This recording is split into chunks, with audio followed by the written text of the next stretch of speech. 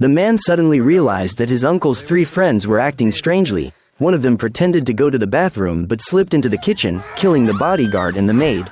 At the same time, 2 bald men in the living room also stood up. They were like butchers. First, they slashed Alex's uncle's tendons, then as he writhed in pain, they cut his throat. Seeing that they were about to come for him, Alex used his elbow to break free and bolted to the basement. One of the bald men quickly caught up, but Alex grabbed a dumbbell as a weapon and smashed it into the man's head while he was off guard. Soon after, the other bald man chased him down. Outnumbered, Alex had no choice but to hide inside his uncle's wine cellar. That's when he realized their target wasn't just his uncle. In panic, he called his mother at home. As soon as she picked up, she heard someone ringing the doorbell outside. "Mom, stay away from the door. Go find the emergency alarm switch in the bedroom." His mother then discovered that the house's main alarm system had been disabled, and the intruder was already trying to break in. She quickly followed Alex's instructions and activated the backup alarm. The siren blared through the house, forcing the assassins to retreat in frustration. It turned out the Godman family had once been one of the most powerful crime syndicates in Russia. 15 years earlier, their empire was taken over by their rival Vadim. The family was exiled from Russia and granted political asylum in London. Since then, Alex's father, the head of the family, had retired from the underworld, enjoying a quiet life. But his uncle Boris never accepted defeat. Obsessed with reclaiming the family's empire, Boris launched a reckless assassination attempt while Vadim was abroad. The bombing failed, and worse, it shattered the Godmans' 15 years of peace. Enraged, Vadim quickly discovered who was behind the attempt and struck back with brutal revenge. Watching his brother die, Alex's father, already old and frail, fell into despair. Now the burden of the entire family fell on Alex's shoulders. He knew Vadim's revenge wouldn't stop there, so he had no choice but to fight back. Alex had never been involved in the family's criminal business. Raised in London, he received an elite education and founded a successful financial firm. He was an expert in investments and numbers, but when it came to taking down a powerful mafia boss, he was completely inexperienced. Just as he was torn between choices, a man from Israel approached him with a business card, claiming that his employer had once been Boris's ally. He offered to help the Godman family. Curious, Alex agreed to meet.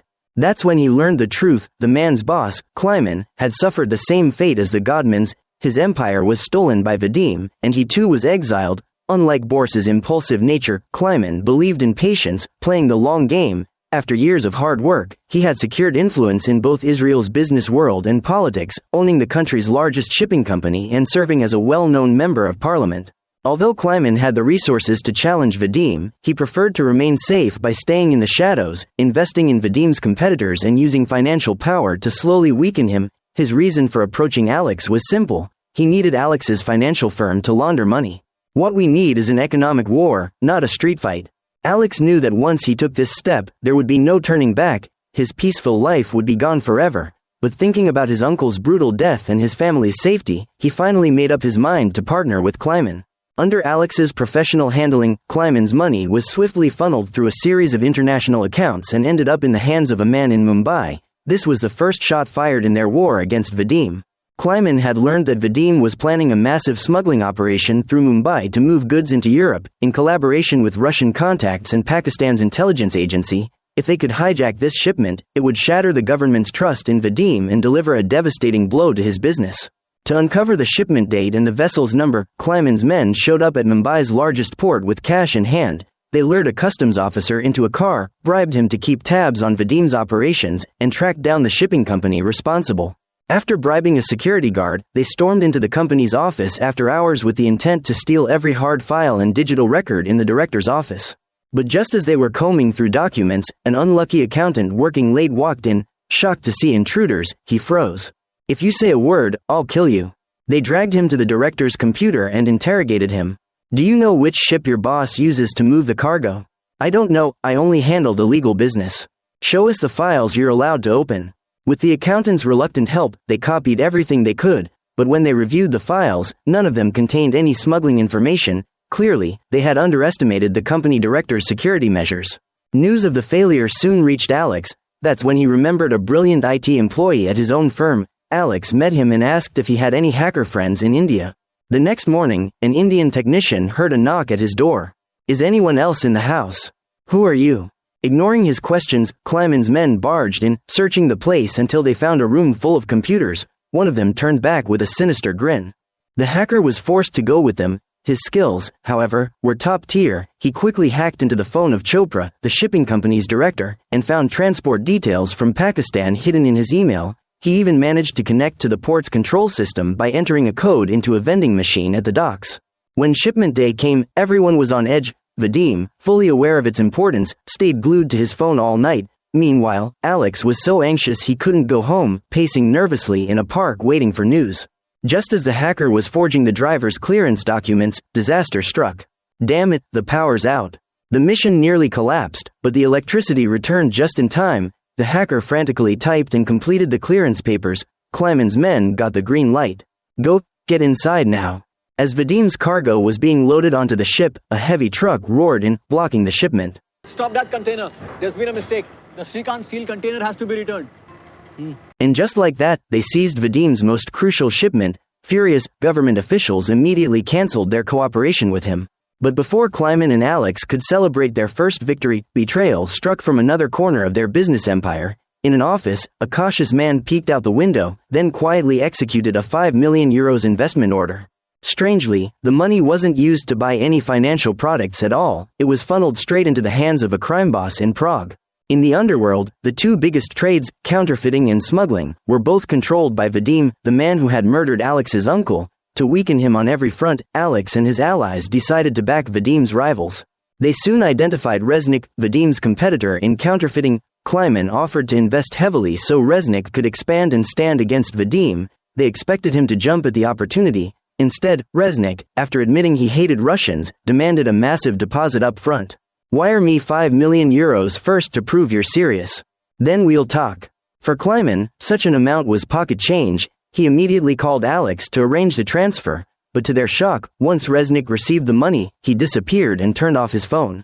This is just a test, he's gambling with us, Kleiman insisted. To a seasoned businessman like him, this was humiliating. Yet Kleiman naively believed Resnick didn't understand finance or the potential profits of working together. Hoping to change his mind, Kleiman brought Alex, the financial expert, to Prague, but when they met Resnick's lieutenant, Benes, their hopes were crushed. I'm afraid Mr. Resnick is busy. He sends his apologies.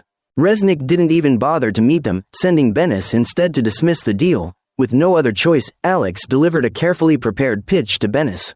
Their plan was impressive enough to convince Benes of its potential benefits, but over dinner, he revealed the truth. Resnick was not only a fool but also a coward, too afraid to challenge Vadim. His only goal had been to swindle them out of €5 million.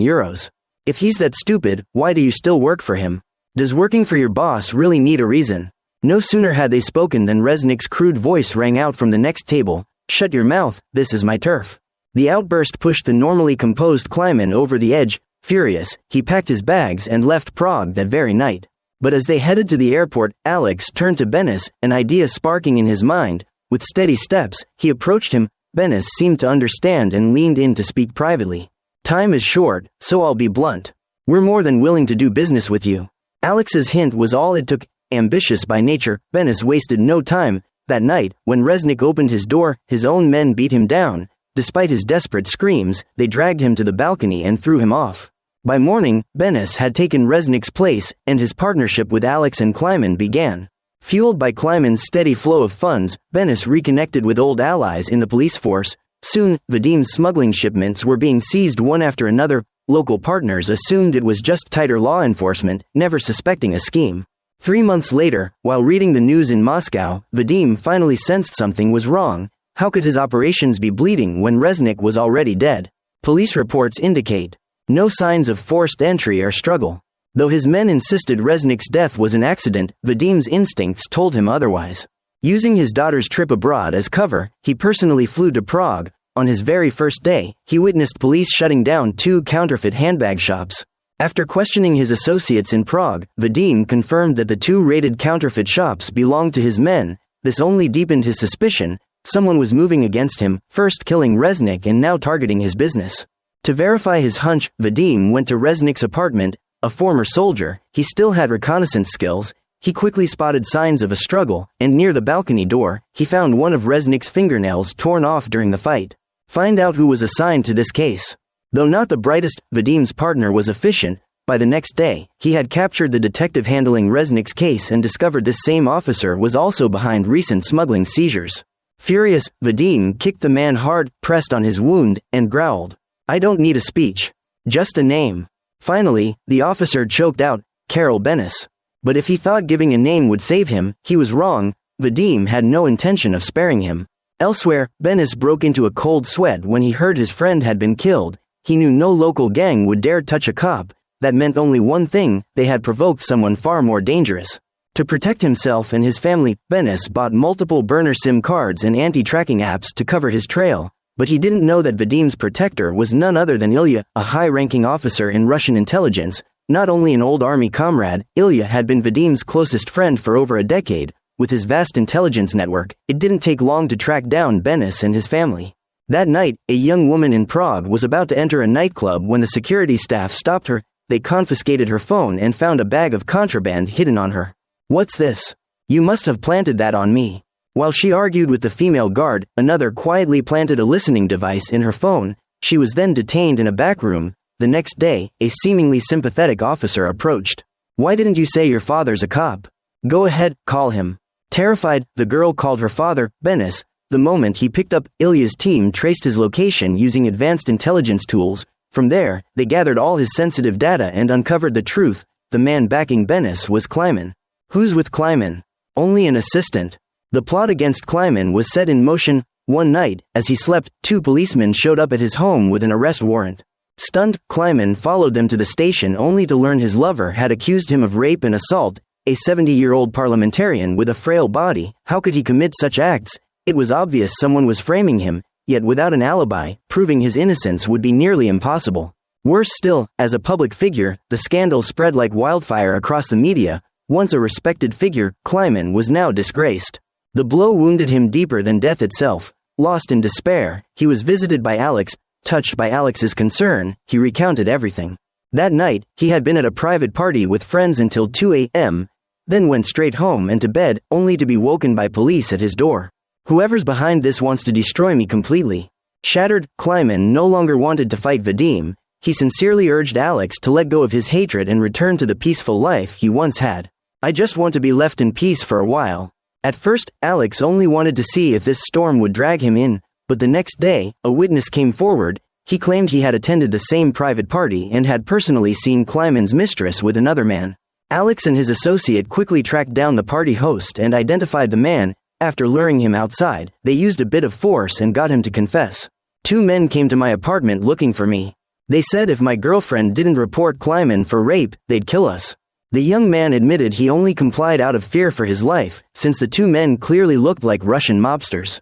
Hearing this, Alex promised to protect them and convinced him to testify on Kleiman's behalf. The next day, Alex brought the good news to Kleiman, but before Kleiman could breathe a sigh of relief, Alex laid a contract on the table. "What's this?" It turned out Alex hadn't come just to comfort his partner. He saw an opportunity to take advantage. Days earlier, Alex had received a mysterious call. The caller not only knew the exact account Alex was using to launder Kleiman's money, but also revealed knowledge of their fight against Vadim. Alex was shaken. At first, he had joined Kleiman to protect his family, but if their secret was exposed, his loved ones would be in danger.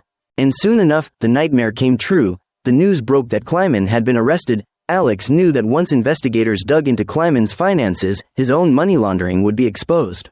Just as he felt trapped, a man named Antonio approached him. Antonio was an underboss working for a Mexican drug lord. They had once tried to charter Kleiman's ships for their cargo, but Kleiman refused. Now, they turned to Alex, hoping he could make the deal happen. "Kleiman's goals aren't the same as yours. He only cares about profit. We can be your strongest ally." This forced Alex to reconsider. Antonio was right. He and Kleiman alone could never stand against Vadim. To better protect his family, Alex chose to ally with them. "Sign this contract, and that young man will go to the police and confess everything." Alex thought that by cutting ties with Kleiman, he could stay safe in the shadows, but before he even flew back to London, the last person he expected appeared before him. "Mind if I sit here?" It was Vadim. Without hiding his intentions, Vadim admitted he had orchestrated Kleiman's downfall. Before leaving, he even casually asked about Alex's family's health. The blood drained from Alex's face. Vadim knew he had been Kleiman's partner. When Alex returned home, the first thing he did was hire bodyguards for his family. To keep his girlfriend safe, he broke up with her and asked her to move out. But he didn't know Vadim had already dispatched surveillance experts to London. Alex's precautions fooled no one. Worse, his girlfriend, now living alone, became the first target. A neighbor approached her, pretending to congratulate her on the new home, then pulled a gun from her bag. Although the bodyguards rushed in just in time to save her, the attack ended Alex's relationship forever. It cost them their unborn child. The incident shook the entire family. Alex's father finally learned his son had secretly been fighting Vadim. He was furious, angry at his recklessness, and fearful for his safety. Yet, once he calmed down, Alex's father gave his support. He introduced Alex to a contact at the embassy, hoping his son could use the government to broker peace with Vadim. Unexpectedly, Alex's father's contact revealed critical news. What he's caused is far greater than the benefits. We don't want to stir up conflict with the British. Alex realized that within the Russian government, doubts about Vadim were already surfacing. His once unshakable protection was no longer ironclad.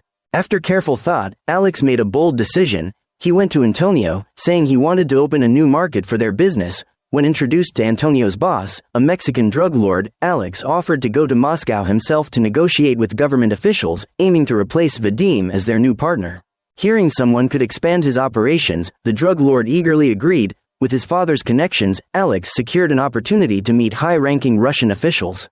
Packing quickly, he set off alone for Moscow, but his father soon learned of his risky plan. Fearing for his son's life, he plotted to kill Vadim first. That day, two young women were chatting on a Moscow street when a thug approached. One of their fathers stepped in. It was Vadim. Suddenly, a clumsy hitman hired by Alex's father fired several shots and fled. At first, Vadim dismissed the attack as nothing, but when he turned around, he saw his daughter riddled with bullets. Call an ambulance. Moments later, Vadim's only beloved daughter died in his arms. His hatred for the Godman family exploded to new heights. Meanwhile, Alex had just arrived in Moscow. As soon as he presented his passport, customs detained him, confiscated his phone, and shoved him into a police car without explanation. He spent the night in a cell. The next morning, Ilya, the high-ranking intelligence officer, walked in, his face dark with rage. She was only 21. She had nothing to do with this feud. Alex instantly understood what had happened. He insisted he wasn't involved, but Ilya didn't believe him. As Vadim's closest friend and the girl's godfather, Ilya swore Alex would pay. That night, Alex was suddenly escorted out of his cell. The officers said he was being released and driven to the airport, but the car drove farther and farther out, finally stopping in an alley. Sensing danger, Alex feigned a craving for a cigarette and asked for one. The moment he stepped out, Alex spotted several cars approaching. Realizing he was about to be executed, he bolted. Vadim's men immediately gave chase. Split up, find him. Alex sprinted into a nearby subway station. Thanks to his long strides, he left them far behind. They searched each train car, unaware Alex had slipped out through an emergency exit. Emerging onto a busy street, Alex used his charm to ask a group of girls for directions, and borrowed a phone. He called his father in London. After failing to kill Vadim, his father had waited anxiously for news all day. Hearing his son's voice, he finally relaxed, then quickly dispatched bodyguards to escort Alex to safety. The next day, after countless obstacles, Alex finally met with high-ranking Russian officials. Using his financial expertise, he pointed out the flaws in dealing with Vadim and the advantages of working with him instead. How is your business plan different from his? Alex explained. The traditional mafia style of running things, like Vadim's, was outdated. His partners only needed access to government ports to ship goods into Europe, and in return, while paying port fees, they could guarantee not to sell within Russia. The fees I'm talking about could be used to boost the legal economy, to build hospitals, schools. A deal that brought profit without threatening national interests. Of course, the top officials agreed. They immediately introduced Alex to the government's economic experts. There, he gave a financial presentation. Alex exceeded expectations, winning their support and officially becoming the government's new business partner. The old power, led by Vadim, was abandoned and swiftly crushed by the state. Take him out. After eliminating several of Vadim's lieutenants, they even kidnapped Ilya, then used his family to force him to reveal Vadim's hideout. Think of Anna. Think of your children. Meanwhile, Alex was calmly drinking coffee with senior officials when he was assigned a task to finish Vadim himself. They took him to an apartment building, telling him Vadim was inside. They wanted Alex to carry out the execution personally, his first act as a rising figure in organized crime. With Ilya's secret cooperation, Alex entered. Through the glass, he saw Vadim slumped against the wall, weak and defeated. In that instant, it felt like a century separated them. Yesterday, Alex had been the hunted. Today, he held Vadim's life in his hands. It was as if they had silently completed a transfer of power. Does Ilya want to pass along any last words? No. Vadim wasn't surprised to see Alex. Instead, he calmly accepted his fate. For a man who had lost his home, his family, and everything else, a quick death was almost a mercy. His final request was to look at a photo of his daughter one last time. A gunshot rang out. Alex had completed his transformation. The next day, he signed a deal with the Mexican drug lord, this time, as a representative of the Russian government. The once refined, sophisticated young man had now, in the blink of an eye, become the new crime boss of Russia's underworld. That concludes the story of McMafia. What do you think of this series? On a scale of 1 to 10, how would you rate it? Share your thoughts in the comments below. Thanks for watching, and see you next time.